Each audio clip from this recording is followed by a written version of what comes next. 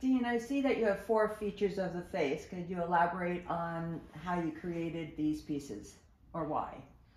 During that period of time that I was working with plaster and I wanted to use my hands more, we see that in the plastic surgery world, there are the typical 4 features of the face.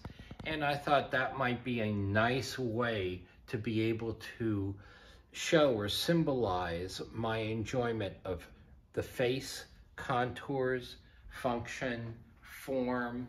And so here I have the lips, the nose, the ear, and the eye. Okay? Other than the hand, we would have the 5 basic senses. So, taste, smell, hearing, and vision. And I wanted to make them a little bit different and more standout. So I made them in white with a particular color in order to differentiate them.